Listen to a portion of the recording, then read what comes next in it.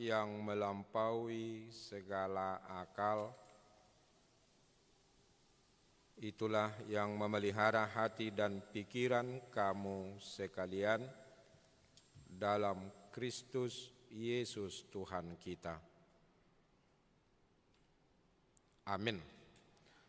Bapak, Ibu, saudara-saudara yang dikasihi Tuhan Yesus Kristus,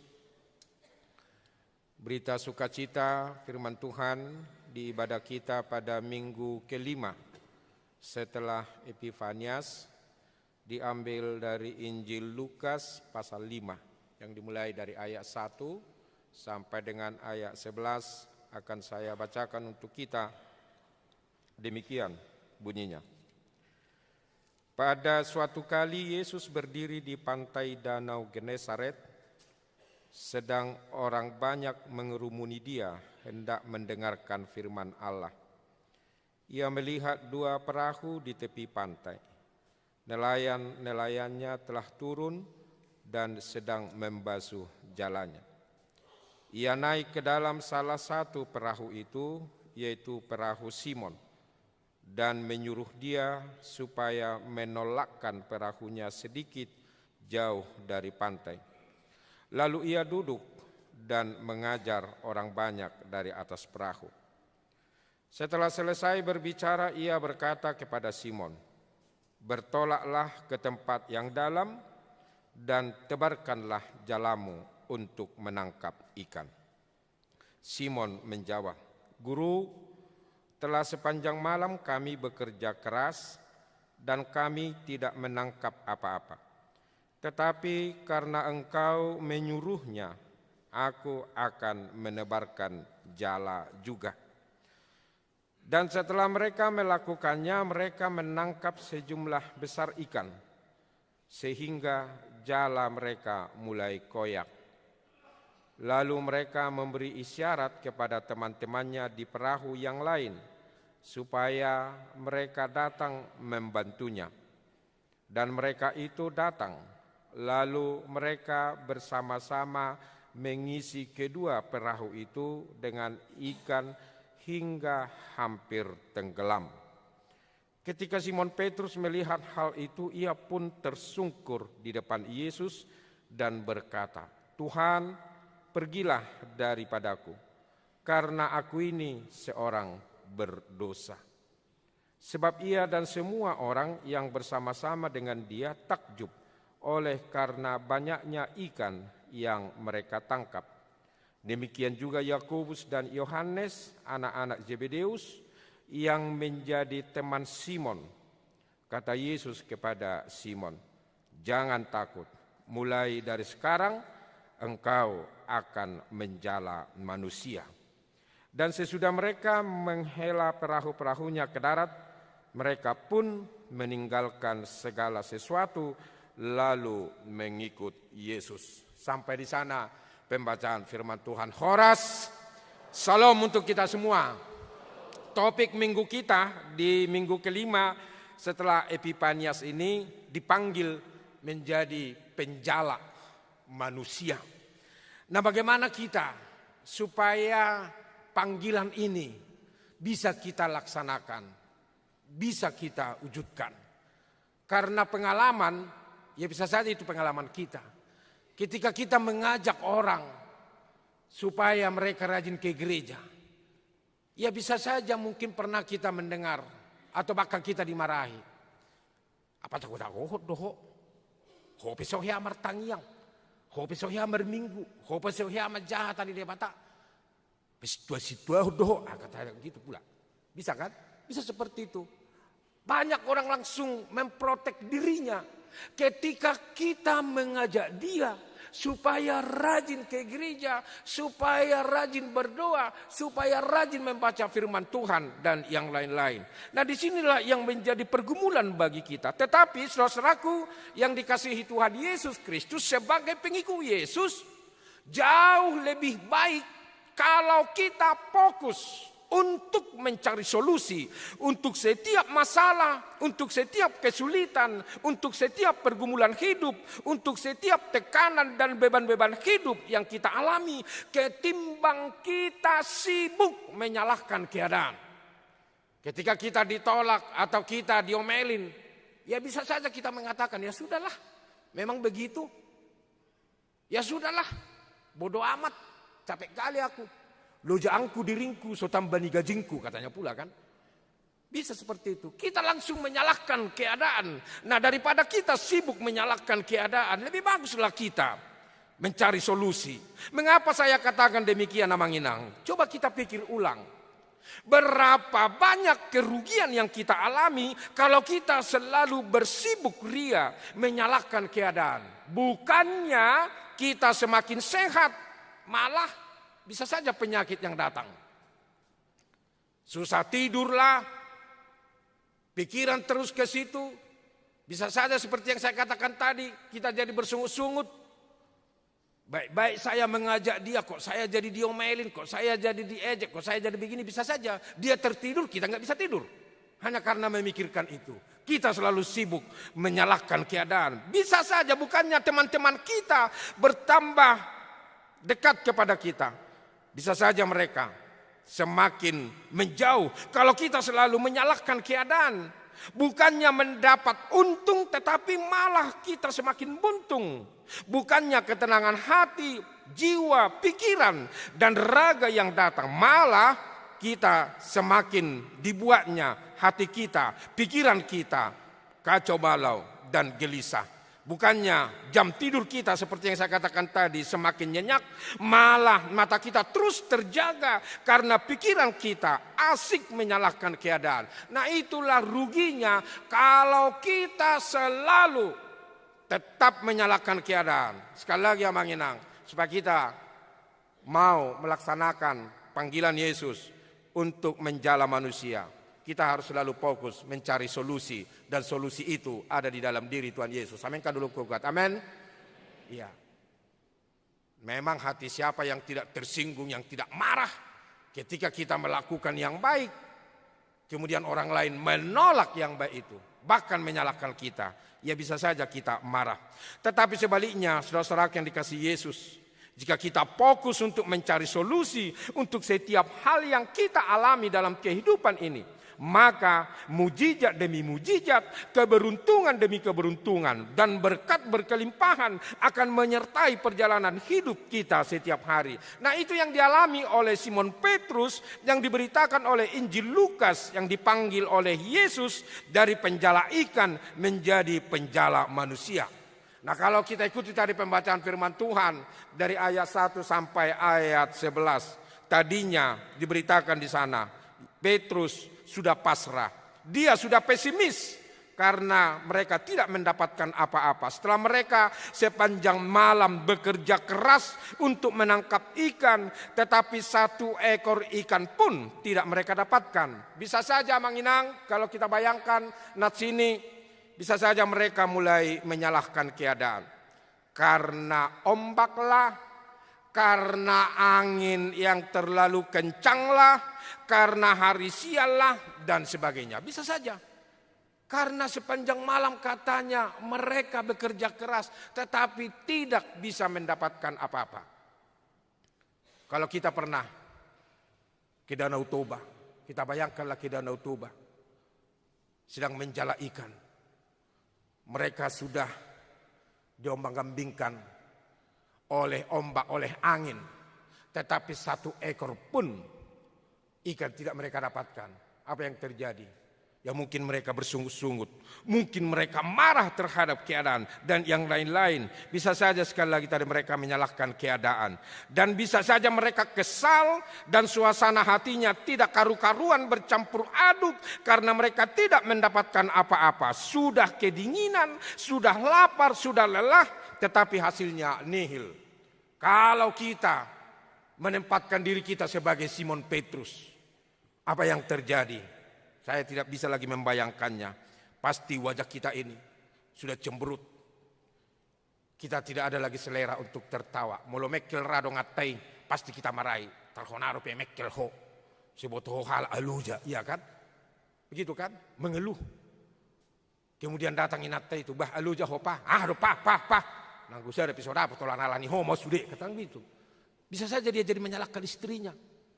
dan yang lain-lain. Nah begitulah keadaan. Kalau sudah bercampur aduk hati dan pikiran itu karena tidak menghasilkan apa-apa. Nah di saat-saat seperti inilah Amanginang, Yesus hadir dan naik ke perahu Simon dan menyuruh dia supaya menolakkan perahunya sedikit jauh dari pantai. Bertolaklah ke tempat yang dalam dan tebarkanlah jalamu untuk menangkap ikan. Nah disinilah yang sangat luar biasanya. Dan ini harus kita yakini, kita percayai.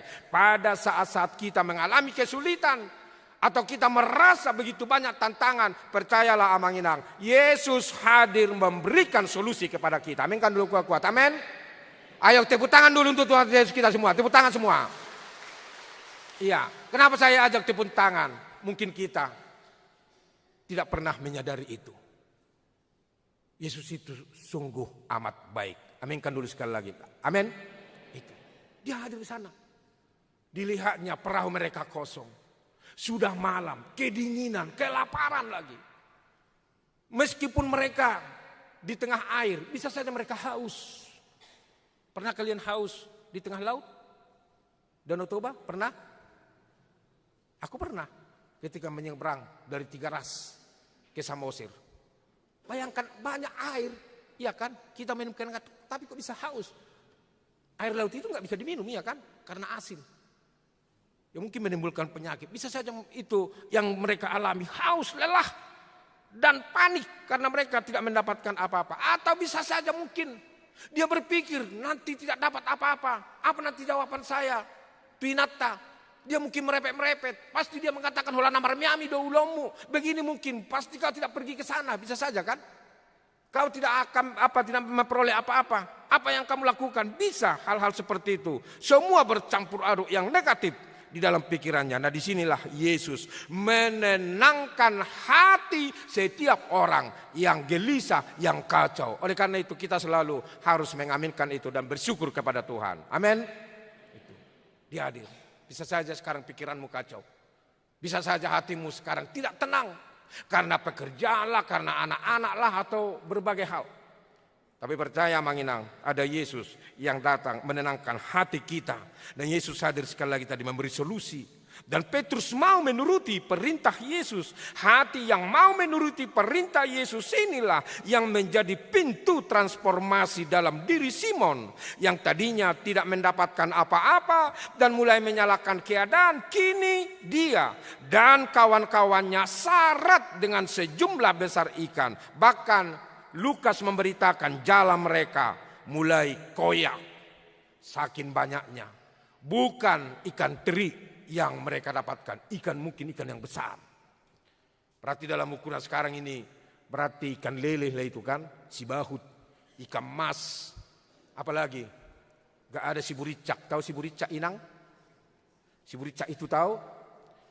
Siburicak nanti tanyalah. Orang tua apa itu siburicak. Harus Indonesia ini siburicak tahe. Yang kecil-kecil itu. Kayak macam ikan teri.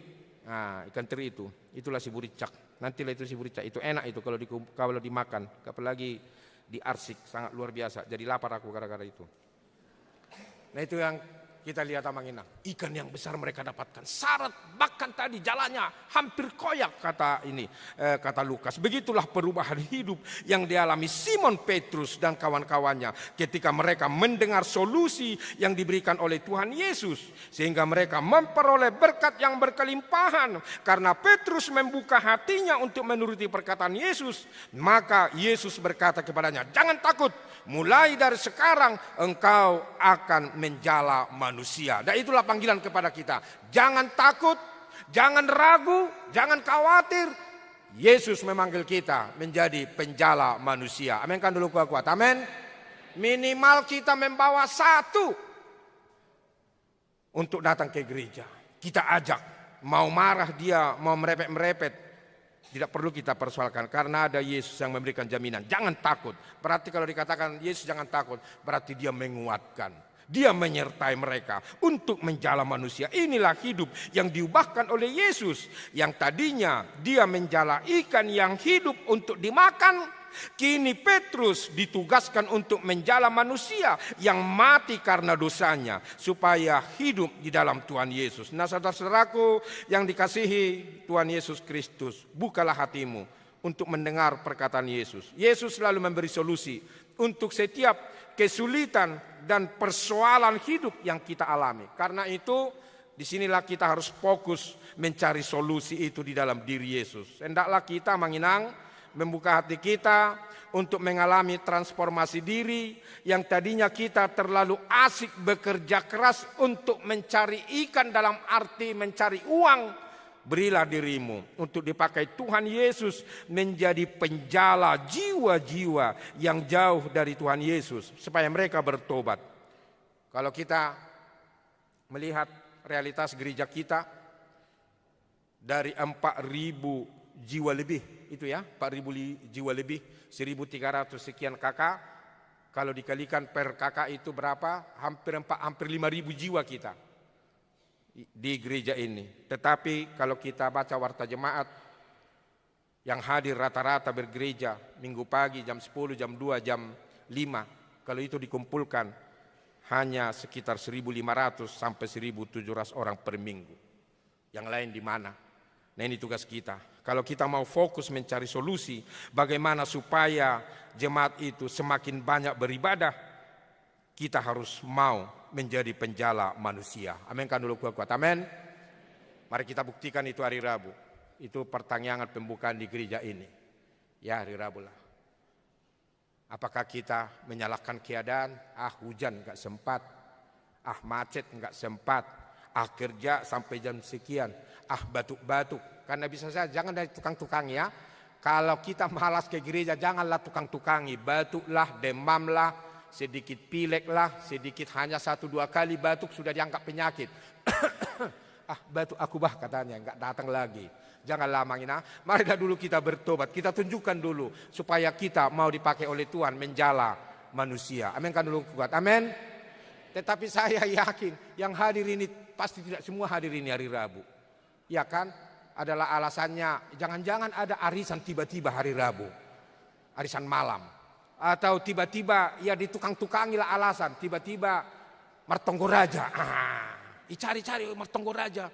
Mudah-mudahanlah jangan ada dulu warga jemaat kita yang pergi ke surga hari Rabu. Semua sehat-sehat. Kita masih berada di dunia ini. Amin.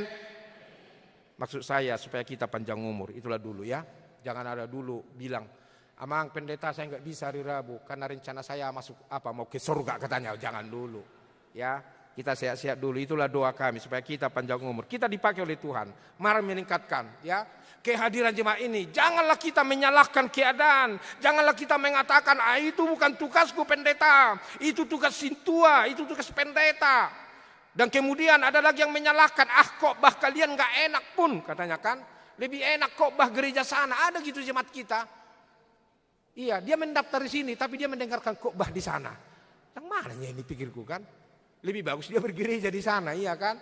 Ya begitulah dulu kami. Ya kalau kita di rumah seperti itu, lebih enak senyum inat tani halakat daripada inat tata. Wah, ini udah gawat itu.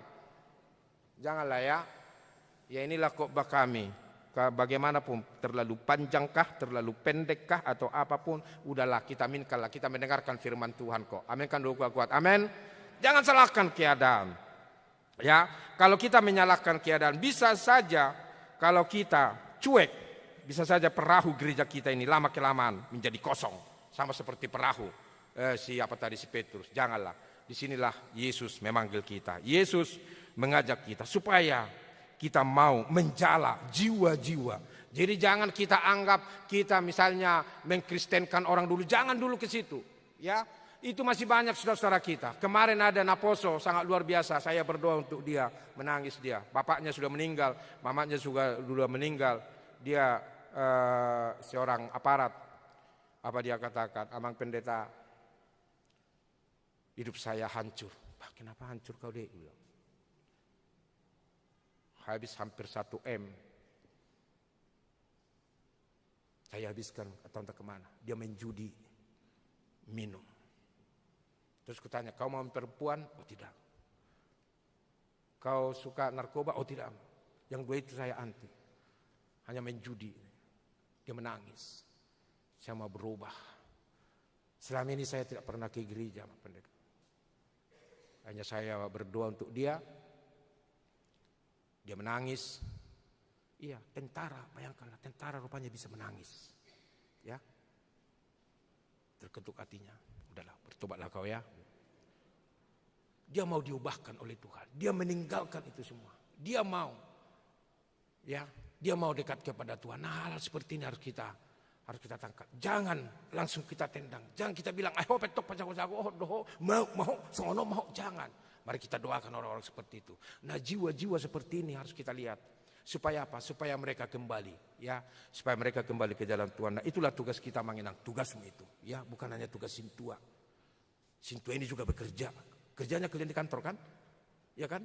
Bukan hanya membawa Alkitab ke ruas itu, mana pilihan bulananmu terus kau bawa Alkitab itu. Enggak lah. Bukan itu tugas kita. Kemarin kita baru rapat huria ya. Semogalah perjalanan gereja kita ke depan semakin baik. Aminkan dulu kuat-kuat. Amin. Ya, kita tunjukkan hari Rabu. Marilah kita sama-sama datang ke pertanyaan. Ya, cuma 1 jam kok datang ke pertanyaan. Enggak lama-lama.